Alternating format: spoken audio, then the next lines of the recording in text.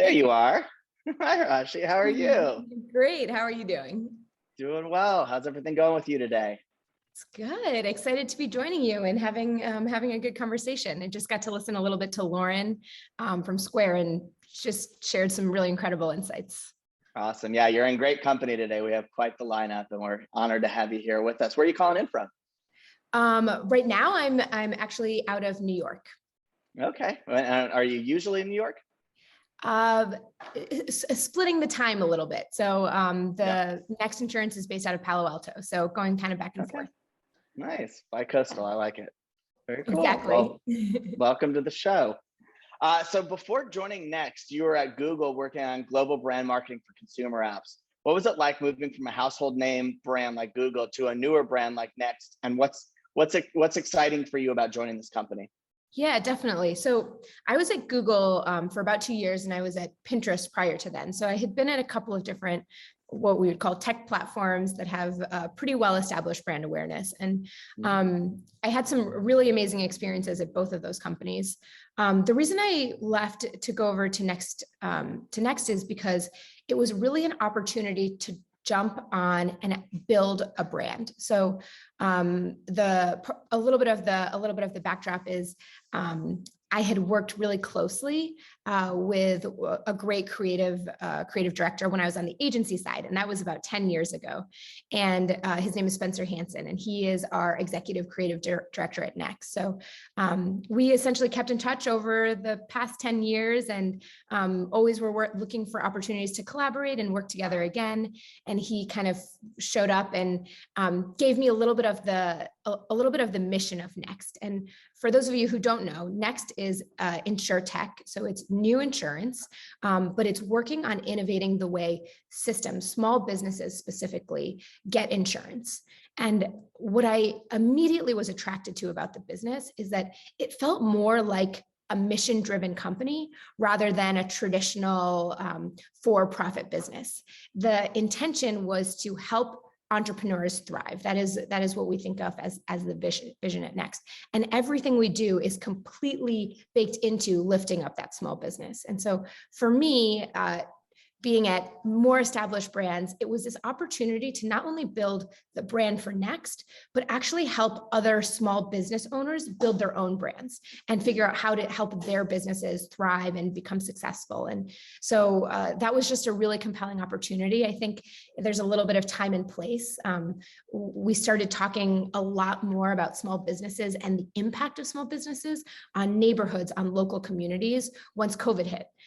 So about a year and a half ago, and we started to realize like these businesses are really the lifeblood of neighborhoods and communities. And how can we make sure that we're doing everything we can as a culture and a society to make them thrive and do as well as they possibly can be? Because this is really like the fabric and personality of our day-to-day lives. Very cool. It's interesting. As you were saying that, I started to think, wow, you must feel so gratified that you landed there when you did at a time where small businesses needed help more than anything. Can you tell me a little bit about what your approach when COVID hit? Did you guys do any special programs? Did you do any charitable efforts? Can you kind of walk me through what you guys did when the pandemic hit? Yeah, definitely. It's a great question. I think the timing was really important. So right when COVID hit, we had the company had the intention of relaunching the brand, relaunching the business, and spending a lot in media and marketing, really thinking about how we can get attention and break through for Next as a brand. Mm-hmm. And what we realized is that wasn't what the world needed during COVID. And so we actually pulled back and shifted the strategy. And I will say we, but this was not when I was at the company. This was actually led by the team that was already there. And a lot of creative direction and creative work from Spencer Hansen. But they essentially created a campaign that was called Built by Business. So instead of taking the money that we were going to spend on advertising and marketing, we actually shifted that, and we decided to pay small businesses to help get the word out about Next Insurance. And so we told them, recreate our logo, build something. So we had a baker bake cupcakes with the Next logo. We had a builder build like a sign for Next. We had a fitness instructor come in and teach classes to our company. So essentially we completely flipped the script and spent the money on small businesses that we knew would actually, number one, need the money, but number two, actually really benefit and appreciate that investment. And so the story ended up being like, how can we make sure that we are making kingmakers out of our small businesses and our clients and customers, rather than making ourselves the hero of the story. And I think it ended up being really successful. We saw a lot of really great press, and one of our bakers saw a 10x increase in sales after the campaign. So some really nice metrics and lovely stories that just came out of the whole experience. Oh, I love to hear that. Well, because Next caters to such a wide range of small business owners, you seem to have a lot of flexibility in how you can bring those campaigns to life. For instance, with your Built by Business campaign last year, you featured some of your customers and their small businesses and content. How does that latitude and creative customization affect your planning process? Yeah, definitely. I think it's giving us the right set of creative boundaries, right? I always say that with creative boundaries and creative restrictions comes more creativity, but it also allows you to focus a little bit more. And so we've been really paying special attention to making sure that whatever we do, we're using small businesses as the ethos, supporting small businesses and making them the hero of our story.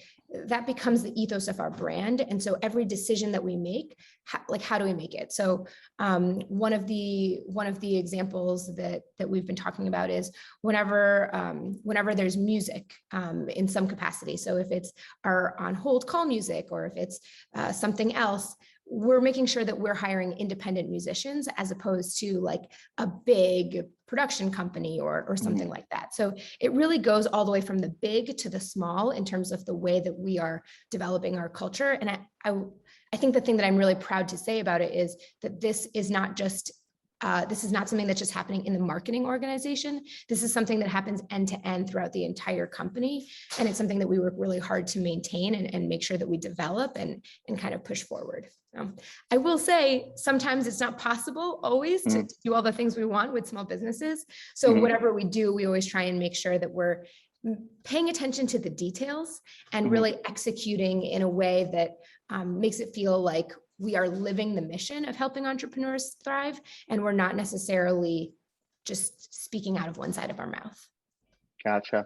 Well, that also leads me to kind of like a follow-up question. Does this make things easier that you have like any number of creative angles, or is it more difficult at times because there's so many different avenues to review and consider before locking in a plan? I wish it would make it easier, but I don't think that that's how I would articulate it. I think that more than anything, because we stick to it and because we believe it's so part of our story, it helps us add complexity. Sometimes it's hard. Sometimes it's really hard because we have to creatively think about how can we make the right decision and make sure that we are supporting the small businesses that we want. Sometimes it becomes logistically a little harder for our team. We have really wonderful producers to make sure that we're sourcing the right businesses and the stories that we believe in, whether that's women-owned businesses or Black and Brown-owned businesses, that we're really thinking about like who are those business owners that we feel like have the right story and really represent what the Next brand stands for. So I think it adds complexity, but I also think at the end of the day, when we think about, we're still a young brand, we're building our equity, we're really trying to help people understand who we are, and we're trying to define what we stand for. I think in that way, it makes it a little easier, because in that way, we really do have a very true core and a very true north of what the brand is and what the brand stands for. And so while logistically and from a production perspective, sometimes it's harder, from a understanding what the brand equity is, it becomes easier because we have like that really strong foundation. Yeah, I can assume to some degree, you know, the harder road and the road less traveled is a little bit more rewarding in the end anyway.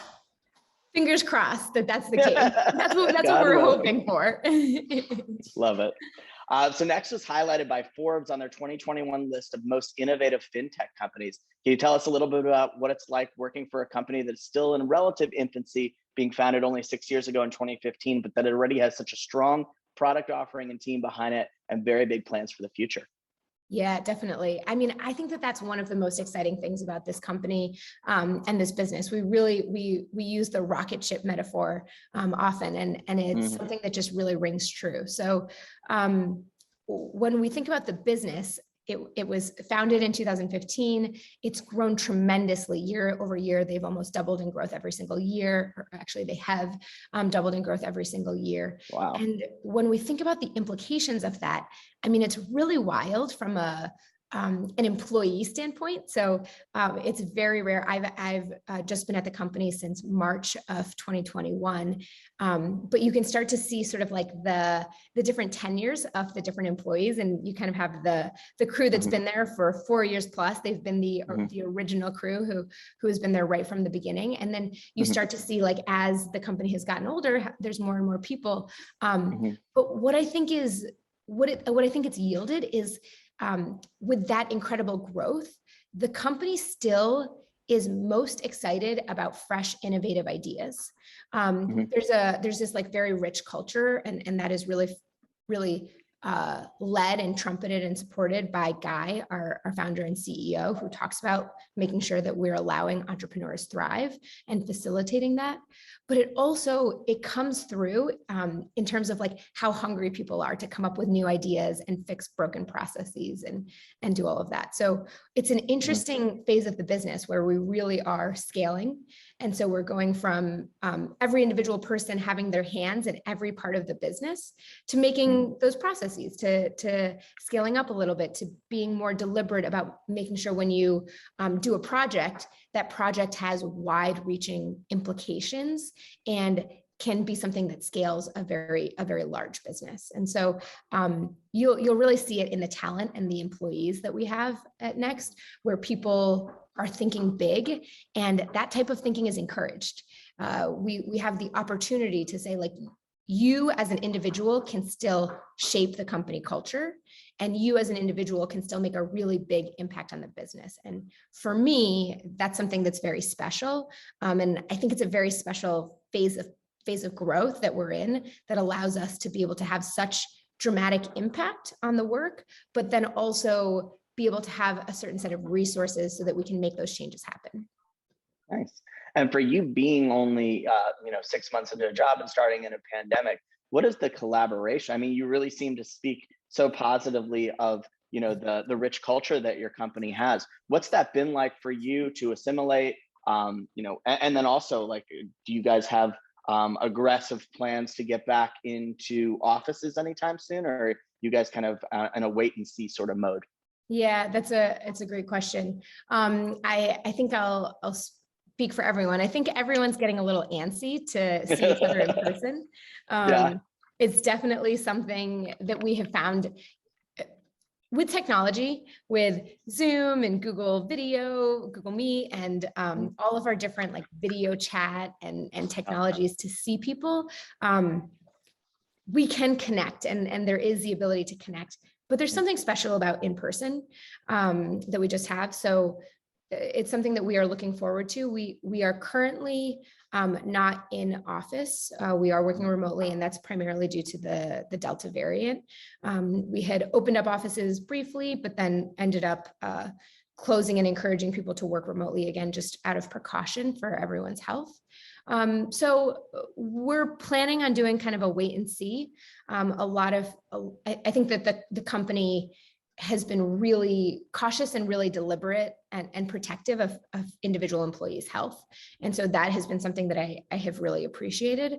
But we do try and do gatherings outside if we can with masks, making sure that people are taking the right precautions. But being able to gather is something that feels like very human, right? Like being able to connect with someone and see them. And there's something just special about being able to see someone in person and even have a group brainstorm session. I was able to go back into the office at one point like sometime in the midsummer before the Delta variant became as prevalent as it is now. And I was whiteboarding, and I have bad handwriting in general. Me too. Just baseline. But I started whiteboarding and I was like, my handwriting has never been worse than it is right now. I just don't even remember Out of how practice. to whiteboard. So it's like the little things that are just, you lose it. Hopefully it'll be like riding a bike when we go back to office and we can get back into the swing of things, but it may take me a little while to practice my whiteboarding handwriting again. Practice at home. Yeah. So the company's seen exciting increases in growth and evaluation, bringing in hundreds of millions in fundraising this year. As Guy Goldstein, Next's co-founder and CEO, noted, a chunk of those funds will be used to go big on marketing campaigns to capture more of the very fragmented small business insurance market to become the Geico of small business in the United States. What excites you most about this vision and all the work that needs to be done to accomplish it? Yeah, I mean, Guy is just, he's so cool, and love hearing that vision articulated. It's actually, I have taken that quote from Guy and I've put it into like almost every single team slide that we have to make sure everyone remembers. We need to be punching above our weight class when we think about a brand like Next. We want to have outsized impact, and we want people to understand and know who we are. And so it's really important for us to think about every single thing that we do for the external world and how we're smarter, we're more interesting, we're wilder, we're more out there than any other brand, so that we really get that attention, and so that we can bring that attention to the small businesses that we're helping and we're serving. It's a little premature, but we will have some pretty big and pretty exciting news that's coming up in the next couple of weeks when we think about our presence and the way our brand shows up. And so I will give a little bit of a nod to Guy's quote, and I will say we have big things coming. And so please stay tuned and check out our social and our website and all of the things in about 2.5 weeks. And there'll be more exciting work and exciting creative to show then. Awesome. All right, everybody, you heard it first here. 2.5 weeks. Stay tuned. All of Next socials and website for big news coming. So Next Insurance had an exciting announcement last week, your participation in Amazon's Insurance Accelerator. I believe you're the only US-based carrier participating in this program. Can you tell the audience a little bit about that and how it provides another avenue to grow your small business customer base? Yeah, definitely. So this is another part of Guy, our CEO's vision, that I think is just really compelling. And it's really, the idea is really that when we think about our next insurance product, insurance ends up being something that people don't always think about. It's not top of mind. And when you think about insurance, you think about risk and you think about, oh man, I have to pay for this thing, but it's important. I know it's important, but there's a little bit of like nuance in terms of the way people think about it. They don't always know what the insurance product is that their company needs. They don't know what's right. And so the broader vision that Guy has that I think is just really compelling is that we should make it so that people feel like they're insured and they're excited to take the next step of their business, and they don't have to worry about it when they have Next. And so we really believe that our digital insurance products are easily embedded into software systems, the software systems that all small businesses use. So Amazon, the Accelerator is just one example. We also have a couple of other really interesting partnerships that we've baked in. One example is Toast. Another example is one with actually one that we're still working on, so I won't leak it quite yet. But we have a bunch of different examples where we're trying to make it easier for small business owners to have this like one-stop shop resource for all of their business insurance needs, and have it happen as they're thinking about simple things like payroll, as they're thinking about simple things like what their payment system is. So essentially making sure that the insurance is baked into everything will allow it to be simpler and easier for that small business owner. And then we'll allow it so that essentially we can provide the help and the support that we're so good at. So it really, again, speaks to simplifying the process for small business owners and making sure that when they have a different trigger moment, that we're covering them and giving the right insurance. the other thing that Guy says that I think is really interesting is we don't want people to have to know all of the details of insurance. That's what my job is for, right? Yeah.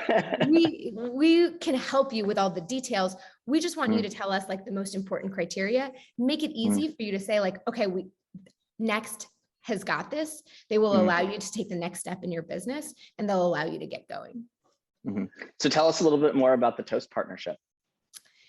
Yeah, so very similar in terms of the Amazon Accelerator partnership, where we have baked our insurance capabilities into the system of Toast so that someone can actually decide if they want the business insurance that we offer alongside when they have integrated with the Toast software. So again, very seamless experience, but really speaks to the value of partners within this space. Just out of curiosity, just came off the top of my head. What was Guy's background? Do you know what drove him into finding this white space? Yeah, definitely. So Guy is a serial entrepreneur. He has launched a couple of businesses prior to Next. Before Next, he was the co-founder of a business that was acquired by Intuit. So he's done a lot of different types of businesses within the financial services space. And I think that what's really interesting about him in particular is he has a great way of speaking about the mission. I mentioned earlier on that when I joined Next from Google, it felt like I was joining a mission-driven company. And I think that really comes from the heart and soul of the founder and the CEO. He has such a passion for helping entrepreneurs thrive because he himself was an entrepreneur. And so being able to make it simple and easy for that core audience is his biggest priority. And it's something that we work to help develop experiences for across all parts of our business. Super cool. So last month, Next launched their first ever sweepstakes, encouraging small business owners to showcase unique photos or videos of their business for a chance to win $5,000 and a chance to be featured on your social accounts. There's a unique twist as you encourage them to tell us you're a small business owner without telling us you're a small business owner, which is such a popular theme in social right now. How have the submissions been thus far, and what can we look forward to from this campaign in the months ahead? Yeah, definitely. So this is a fun one that we developed with our social and content teams. And it was really, it was really our way of jumping on a really popular trend. Like we're seeing people on TikTok, on Instagram Reels talk about this. There's really great video content that's already come out from it. And we were just excited about the opportunity. Like one of the uniting elements that we see for our small business owners is there's just so much pride in doing what you love and having control over the work that you do. And we wanted to give our audience an opportunity to show that off, to kind of brag a little bit about like what you've accomplished. And so I don't want to give any details away. I was able to look at some of the submissions. We've gotten a pretty impressive amount of submissions, all things considering. But I think that even more than the volume of submissions is the creativity that goes into it. We have like a couple of people using different filters and video styles. So you can see like one person who's wearing like 10 different hats in their business, and they go and do videos of all of those different types of projects or parts of their business. Like this one guy, he's the CEO, the founder, the secretary, the cook, the marketing guy, and you can see all of the different props that he has for each part of the business. So it's been really cool to be able to see, number one, the creativity, but also see how many different types of businesses are there and are really backed by the power of Next. So that's been a really fun campaign. More to come there, but we'll continue to work with influencers and kind of think about our social channels to see how we can make sure to continue to push the campaign. And if anyone's watching, is a small business owner, please submit because we love to get your content and love to hear your story. So tell us what the deadline is and when we can start to expect to see some of this content out live. Yes, the deadline is August 27th, and we're actually probably going to start putting some of the content out in the next couple of days. So you should see it pretty soon. Very nice. As someone who is a multiple times founder and somebody who started businesses, I can imagine what some of these will look like. And I Yes. have a feeling that most of them will just be like very frazzled looking people. We have a lot of pictures of that too. Like, Yeah. I love it. So tell me, I mean, obviously you guys are a young, nimble company, which affords you certain luxuries when it comes to marketing.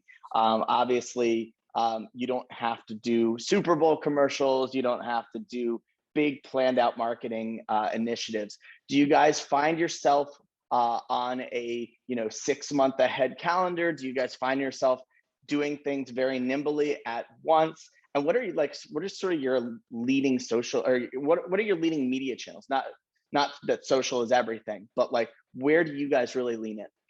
yeah, definitely. I think we do have a little bit of flexibility because we Mhm, are still a nimble business, and so mhm, we do believe in experimentation. So we have been able to be pretty flexible. We also have a really incredible team that just will always bring us innovation and ideas. mhm, Part of our marketing team is actually based out of Israel, and then the other part is based out of Palo Alto. And so we're able to see innovation from a lot of different pockets of the mhm, world, which I think just allows us to be smarter in terms of mhm, like the way that we think about tactics and the way we think about our strategy. In terms of our leading channels, we really do focus on where our audience is. So mhm, we haven't really been focused so much on our organic social strategy, although that's something that we're mhm, about to pick up a little bit more in the mhm, next couple of weeks. mhm, But what we really focus on is how we can get the right message to the right small business owner and make mhm, sure that that message is compelling with the right context. So when we think about that, that's happening on like the Facebooks and the Instagrams and the Twitters of the world. mhm, Previously, we heard Lauren talking a little bit about LinkedIn. LinkedIn mhm, is also an interesting place that we've started to think about and started to explore. TikTok is definitely a place we actually see both TikTok and Reddit are mhm, places where we see a lot of small business owner content. And that's a mhm, place where there's a really tight, active community. And so, and I think that those two platforms in particular are really special mhm, because of the authenticity of the type of conversation. And also because we can kind of, again, it's sort of like the next MO to make sure that we're using our small business owners as the hero of our story. mhm, There's so many small business stories and so many great influencers on TikTok and conversations that are happening on Reddit where we can kind of grab and then twist into its own set of stories. And so we're really mhm, thinking about those two platforms as interesting places. The other story is the small business owners and self-employed that we talk about at Next. These businesses are they may have 0 employees, they may have 2 employees, they may have 5 mhm, employees, even up to 10 employees. So it really goes through the range. But mhm, what we want to do is we want to make sure that we're getting them in the right places. And local community is really important. So one of the mhm, places that we haven't done any tests with yet, but I am excited about the potential for is Nextdoor, which is a community-based networking kind of platform, really great for mhm. neighborhoods. Love next And door. that's a place where I think there could be some really interesting opportunity. And what a meshing of names. Exactly. It's like, it's perfect. It was genius from the start. I love it. Well, so you're on the influential brand innovators influencer marketing session. I'd be remiss as influential not to ask, what is your perspective and what do you guys do in terms of influencer marketing at Next? Yeah. So we're doing a couple of initiatives. I mentioned TikTok. We have a whole set of initiatives to go to TikTok content creators and Mhm, influencers. And then we're also working with YouTube and the team at Brand Connect to mhm, make sure that we are engaging with influencers within the YouTube space as well. mhm, The thing that I've been working really closely with my team on is how do we develop content that speaks to the heart and soul of Next? mhm, And we're not just creating ads. We're not just thinking about like the features and benefits of the insurance product, but we're talking about that feeling that people get when they actually don't have to worry about the risk or the concern that their business is not covered. So how do we get that feeling, and how do we think about the social prompts? And so as we develop what those creative prompts are, again, don't want to give too much away because a lot of this is still work in progress and work that we'll be launching in the next couple of weeks. But I think what the most important thing is making sure that our story is not the hero, but rather the influencer story is the hero. So how do we make it personal for them? Because we believe, like at the very core, that if we can make these stories come from influencers, other people are going to have had shared experiences with those influencers and will say, oh my gosh, I had that same thing where I was baking. I was a restaurant, a newly opened restaurant owner, and this thing happened and I wasn't prepared for it. But because I had this business insurance, I didn't have to worry about it. Or I'm a handyman and I didn't have the right tools and the right business insurance to prepare me for the job that I needed. And so we really believe in the fact that like you can have these shared experiences, and we can make that a little bit more creative and a little bit more interesting beyond just like a classic ad. I like it. So we're almost out of time, but I want to ask you one more question, then we'll turn it over to some questions from the audience. So can you tell us some of the ways that you and your team are looking ahead to the next generation of small business owners who aren't at that stage in their lives yet, those who are maybe still in school and figuring out their path forward, and how you're approaching them, knowing that they can be valuable assets to Next in the not so distant future? Yeah, we're thinking about them already. So we have some really wonderful research. Our head of research is truly phenomenal. And what she has done is she has started to think and start to collect the different stories and psychographics and trigger moments of the younger generation. And we found a couple of interesting like key takeaways. So one of the things is that we find that a lot of the younger entrepreneurs tend to have a lot of different types of businesses. So they may not just focus on one specific type. They may have one pool in real estate, one pool in maybe vending machines, and one pool in one hand in something different. And so being able to create insurance that fits across categories and across like traditional types of professions is something that we're really interested in. We're also really thinking about like how people identify. So sure, you can identify as a small business owner or someone who's self-employed, but do they also identify as a woman-owned business or a Black-owned business or a brown-owned business? So how do we think about those different kind of sub-communities and make sure that we're creating safe spaces and the right resources for those individual types of people? One other interesting thing that we found is just over the course of COVID, we found that women were more likely to start their own small businesses compared to men. And that was really because women as moms, as a kind of like this independent group, they were just more likely to need more flexibility over the global pandemic. And so that's something that we're starting to see and starting to explore is how can we really support all of these new women-owned businesses who have just gotten their start during the COVID time. Very cool. I love that. Okay, so let's go to some questions from the audience. What advice do you have for those trying to convince executives to invest in brand awareness? This is a great question, and it's something that we talk about often on our brand marketing team. The biggest thing for brand awareness is it's not a short-term hit. Brand building, investing in awareness, all of these tactics are things that build over quarters and over time. And so the first thing I would recommend is that when you think about a campaign and when you think about your testing and measurement timeframe, don't think about it in a short-term timeframe, like in a quarter. Think about it over the course of 6 months. Think about it over the course of 1 year.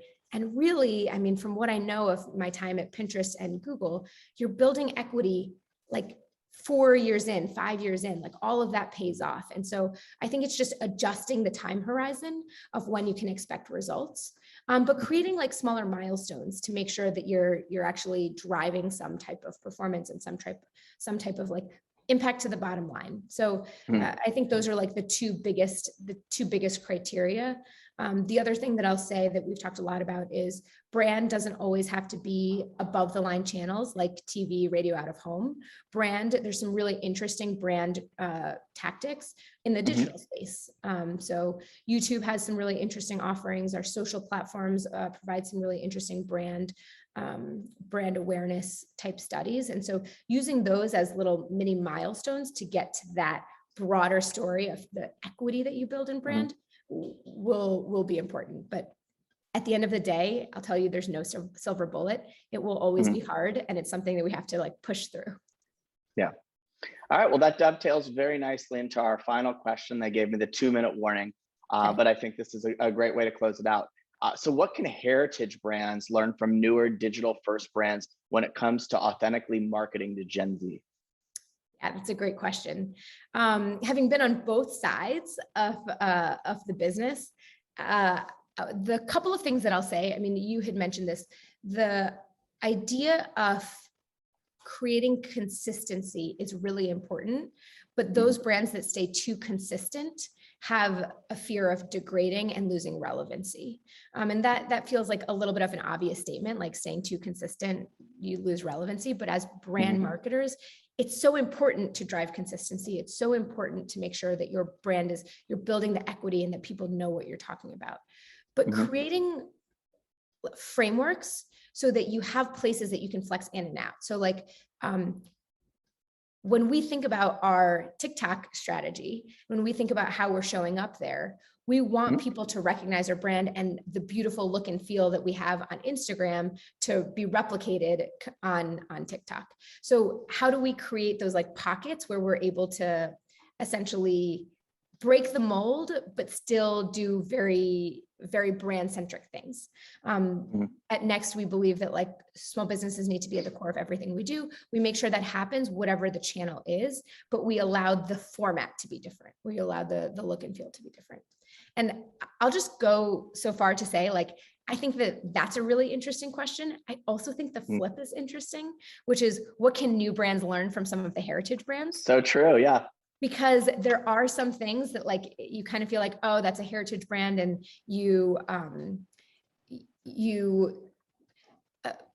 like, we're so nimble, we don't have to do all those things, but some of the heritage brands are doing things that are really smart, like brand building and thinking about that long term. And I think it's really important for newer brands to make sure that they're building up to those brand principles as well. So it can go both ways. I love it. All right, well, we're out of time, but before you go, one last chance, plug anything you want, tell us about anything that's coming down the pike, just so this audience knows to look out for what's next from Next. It's a great opportunity. So more things to come. September 1st, we'll have a bunch of new creative, a bunch of new things that are out in the world. And I think most importantly, keep supporting small businesses. I'll say that like a little bit from a personal level, like we have so much heart for the small businesses in our local community. Make sure you continue to support those places that make your neighborhood and your